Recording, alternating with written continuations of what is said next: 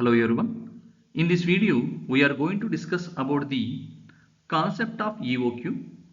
Before that, we have to discuss the other factors involved in inventory analysis. First one is the demand. Demand refers to the number of items required per time period, which means in a particular time period, how much quantity to be required is known as the demand. In general, this time period is considered as annually.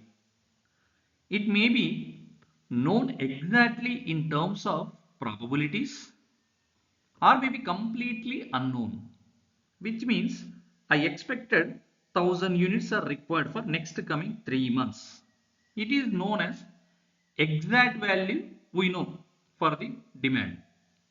Or maybe I can't able to determine the required quantity. It is known as the completely unknown. The demand pattern of items may be either deterministic or probabilistic.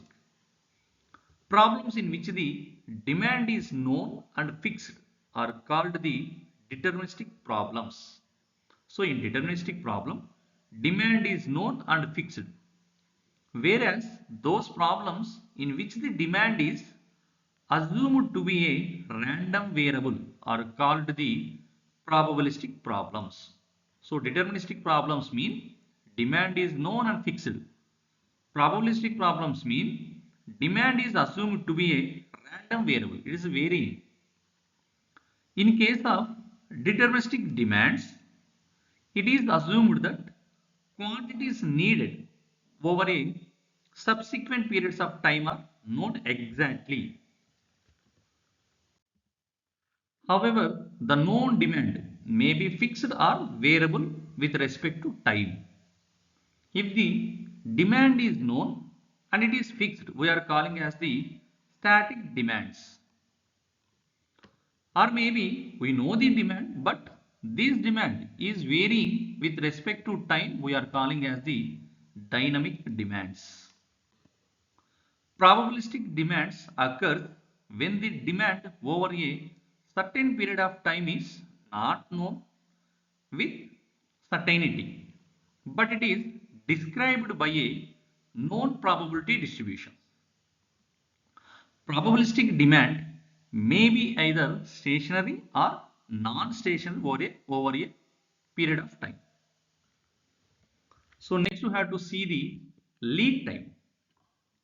Lead time is the time gap between the placing of an order and the actual arrival of the inventory is known as the lead time. It is the time gap between the when we are placing the order and when it is arrival to the inventory. This time gap we are calling as the lead time.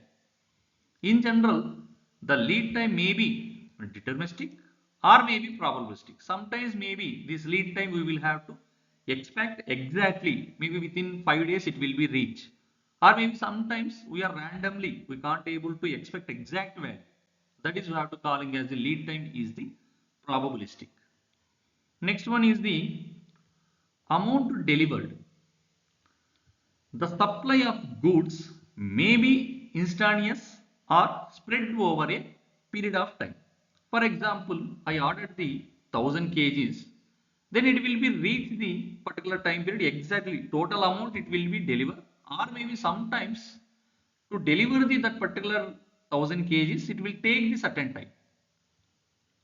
So if a quantity small q is ordered or maybe purchased or maybe produced, the amount delivered may be vary around the Q, maybe sometimes exactly Q or maybe less than the Q with a known probability density distribution. So density function.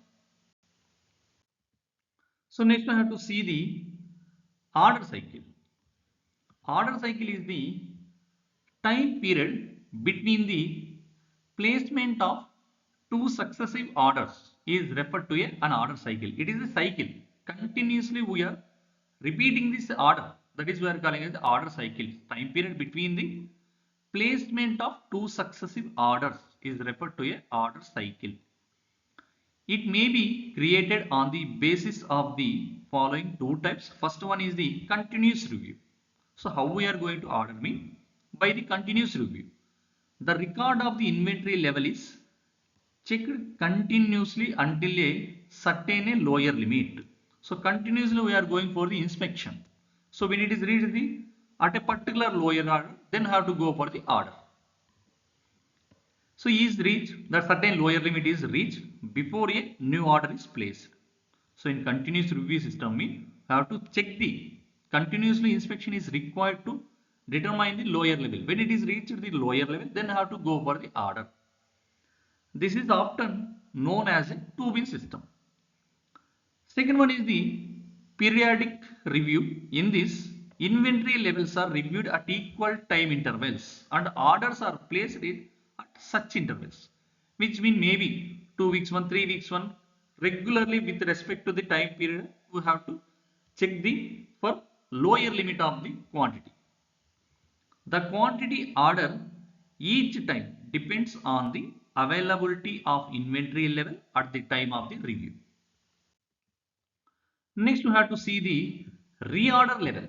So at a particular quantity, so that minimum stock, we have to go for the order. That level we are calling as the reorder level. The level between the maximum and minimum stock at which the purchasing activities for replenishment must begin is known as the record level. Reorder level is nothing but, for example, I have to maintain the 1000 kgs my lower level. So 400 kgs, when it is reached the 400 kgs, I have to go for the new order.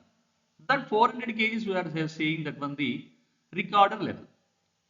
So next we have to see the inventory model is classified into the two categories. One is the deterministic inventory model and second one is the probabilistic inventory model.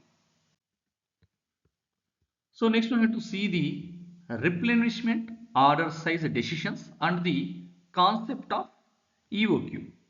First we have to see the order size. If the order size increases, it reduces the frequency of order, which means reduces the number of times of orders. So let's see here. The size of orders affects the inventory level to be maintained at various stocking points. Large order size of an inventory may be reduce the frequency of orders to produce inventory items and the total ordering cost. So we know that when if the order size increases, it reduces the frequency of order, which means it reduces the number of times of orders. This affects in reduce the invoice cost, stationery cost, transportation cost and inspection cost. This results in reduction in ordering cost. Similarly, if you go with the large order size, it will be increases the carrying cost. So, but larger order size per item will, however, it will increase the cycle stock inventory and carrying cost. So, if you increasing the order size, it will be reduce the ordering cost, but it will be increases the carrying cost. Any decision on replenishment order size should facilitate economical trade-off between the relative inventory cost such as the ordering, carrying and shortage cost. Such replenishment order is referred as the economic order quantity. So the economic order quantity, that is the EOQ, is the order size which is the economical trade-off between the inventory cost such as the ordering cost, carrying cost and the shortage cost. We have to give the order. You should have to give the economical value. That particular order we are calling as the EOQ or economic order quantity. The EOQ is the optimal replenishment order size of inventory item that achieves the optimal total inventory cost during the given period of time. So thank you.